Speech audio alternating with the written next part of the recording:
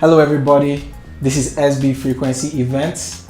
I'm Panshak, otherwise known as Shak, and I'd like to welcome you to our tutorial for today. Alright, today we're going to be talking about gates, or professionally called noise gates, in audio and use of audio and audio processing. A gate, what is a gate used for? You have one in your house, in your office. It opens and closes to allow passage. In audio, a noise gate does exactly the same thing. It opens to allow sound coming and it closes when you don't want sound to come through. You can use a gate on every channel, on every single instrument, either your kick, your bass, your guitars, your keyboards, or on vocals too. I found that using it on drums helps my mix. It brings out my mix because it makes sure that every single note on either the stroke of the drum or the kick or the floor tom, everything is distinct and coincides. Your noise gate can help you, especially if you have a stage that is slightly noisy or very noisy, so that it keeps out unwanted sounds that you would rather not have on a particular pickup, microphone, or an instrument. That way you minimize on other things that come into one particular microphone. Very useful, especially if you have a mic or group of microphones closely fitted together. For instance, you want the kick not to pick the floor tom, or you want the snare not to pick the toms, or you have your vocals in front and your instruments behind, so you don't want spill out from either wedges or other monitors, keyboard monitors for instance, spilling back into the microphone, especially when the vocalists are not singing. On this video, I'll be showing you just a little bit about gates. If you want to know more, come and register for the course. Details are below. Alright, so join me now, show you a little bit about gates on the mixer right now.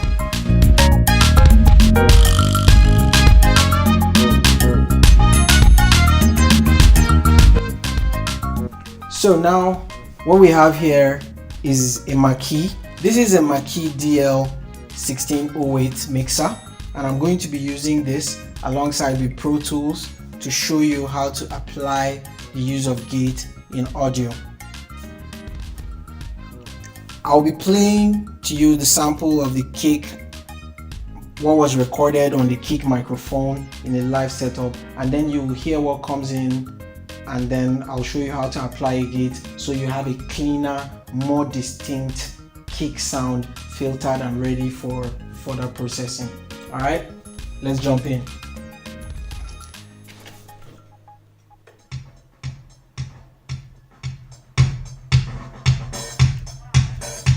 Now this is a recording, this is a live recording, and this is just the kick track. Now this is what the kick microphone has recorded, and as you can hear, it has some of the hi-hat and the snare spilling into the recording of the kick.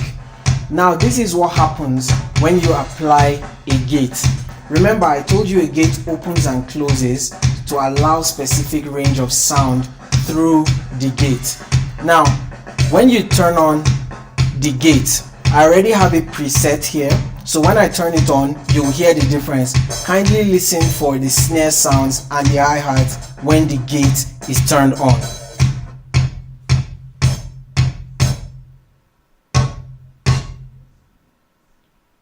Alright, so now you can hear that a kick, the snare sound and the hi-hat comes right off when the gate, you can't hear it anymore. It doesn't come through the gate when the gate is active. Let me just do that one more time.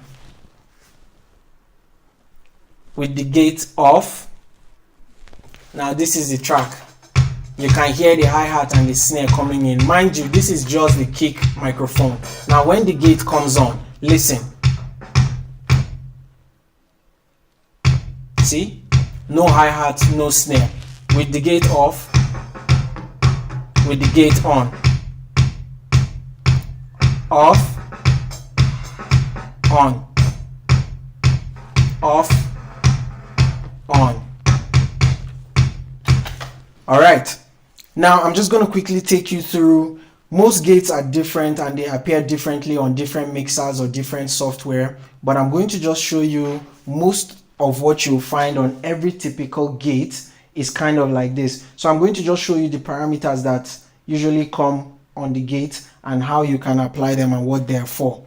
Now on this mixer, now let me just state this, that the gate looks different on different mixers, but it's always the same thing. Their parameters are always the same. You would usually always find a threshold right here, and then you have a range, the attack, the hold, and the release. Now on some other mixers like the X32 that is very common, you have other functions with the gate like the expander and then a docker. So depending on what you want to do, but since we're talking about gates today, we're only going to highlight the functions of the gate. Now on this particular mixer, you can have it look modern like this, or you could have it look vintage like this. For people from back then, you know, if you see this, you'd understand, but you can still see the same things. It has a threshold, an attack, a hold, and a release, just like on the modern. Okay, let me put it for you right here.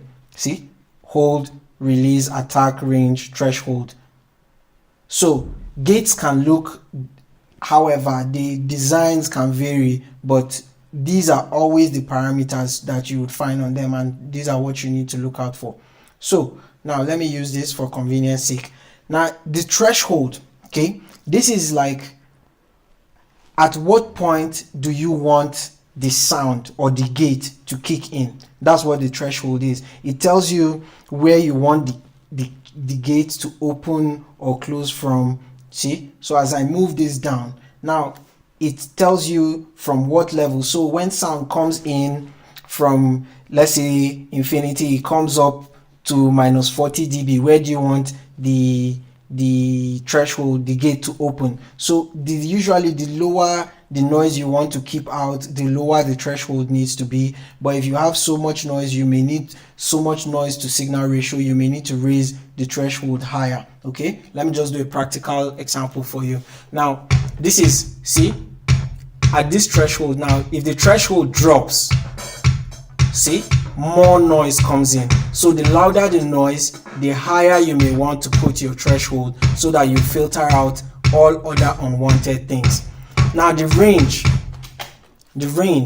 it talks about how much do you want the gate to open and stay open. If you, for instance, reduce the range, that means the gate will open only between, what we have here is minus 40 dB to minus 20 dB. That's the range that the gate is going to stay open and stay closed for. Then the attack. Now this tells you when you want the gate to come in. So when the sound reaches the threshold, how fast do you want the gate to open? Now this can come in useful, or it can be disastrous in situations. For instance, if you put it on a microphone, if your attack time is too long, therefore the person would have been talking for a few minutes before the gate kicks in. Now if you're using it on things like a drum, like a snare or a kick or a hi-hat, you may want to set the attack very low, so that immediately the sound comes in, or as soon as the sound kicks in, when the gate senses a signal coming in, then it opens or it closes. The hold says if the gate opens, how long do you want the gate to stay open? Okay, let me just use it practically here and show you. You see, with the attack being higher up, it means that even though the gate has received signal of the kick, but you don't want the attack open. So you see, if you have that open, no sound will come in at all. But when you drop it, because you want immediately the sound hits, this is a fast attacking instrument, so you want the sound to come in very fast, and then so the gate kicks in immediately. So you want to leave your attack, you know, down completely for a kick. If it were a vocal, for instance, or an electric guitar, you may wish to have it. Depends on what you're trying to achieve. So the hold determines how long you want the gate to stay open when it kicks in. Now if you leave your hold higher up on the threshold, you see, you don't allow the gate to close quickly.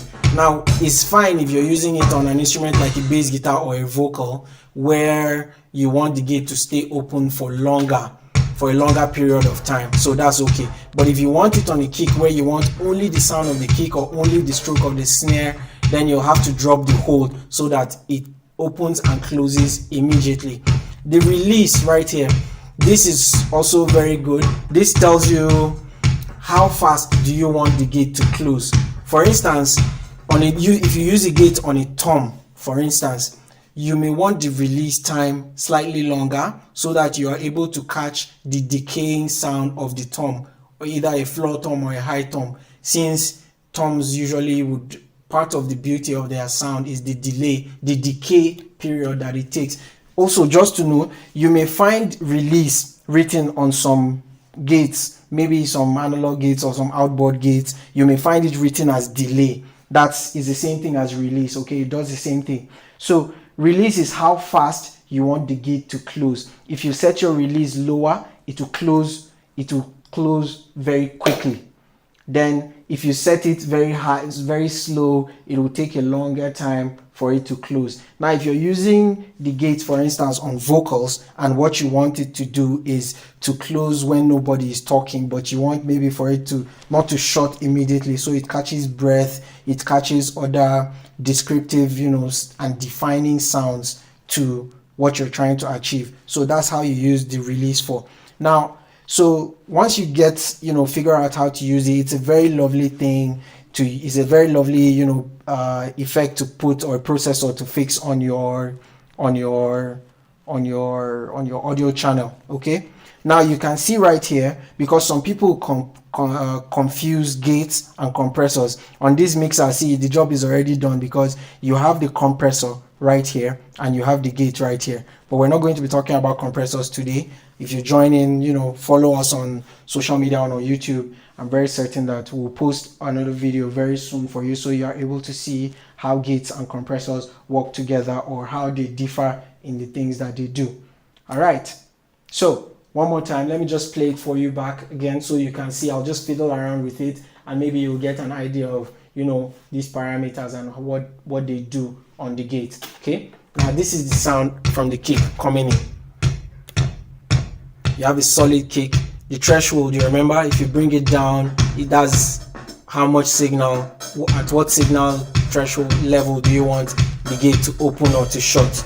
You bring the threshold up, you cut out lower sound signals. So since you have a kick, now mind you, if you have a drummer whose kick or his strokes, the pressure he puts on is not consistent, this may be a very difficult thing to get, finding the right threshold. But if you have an experienced drummer who applies just the right amount of pressure on his kick or on his strokes, then it makes it very easy for you to be able to use the threshold appropriately. Then, like we said, the range is how much do you want the gate to open and close. Now, if you see this, you'd notice that once the sound drops just below the range here, the gate kicks right back in. Okay, see? It doesn't shut altogether because you don't want it. That's what the range is for. See, some of the gate doesn't close altogether, but if you drop the range, then the gate shuts down altogether. If you don't want the gate to close all through, you could also set it like this. Okay. Now, for purposes of this being a kick, you want the gate to close all the way down so that you don't have anything except kick sound coming in through your microphone that is on the kick drum. The attack is the time. How fast do you want the gate to open when the sound signal hits it? If you put it very high, see, it cuts out the kick sound altogether, because before this time here right now it's set on 93.2 micro milliseconds. So the sound has to hit the threshold, and then the gate will stay closed for at least 93.2 milliseconds before it opens up. Now, if you bring this back down, this says, now this is good if you're using the gate, for instance, like maybe on a crowd mic or on a podium microphone where you don't want the gate to open right away. You want, to give some time before you are able to catch the sound. Also, if you're recording reverb in an open space, this is a very good utility to put into use. Okay, then the hold now says how long you want the gate to stay open. See, when you bring this up completely, it means that when the gate goes open, it will stay open for at least this is a second and 0.712 something. Okay, so now as my hold is set right here, it means when the sound comes in and the gate opens, you see, it'll take a long time, yes, before it shuts. That's what the hold is for. Okay, then the release just talks about how fast or how slow you want the gate to open. See how slow it closes. Look at it again. See, if I stop, this is how long it will take to release. If I drop the release time, however, then you're able to see the gate closing at much faster period, which is what you want. See, this is slower but not slow enough. Then if you drop it like this, it shuts down very fast. Now, just a point of, you know, something to remember.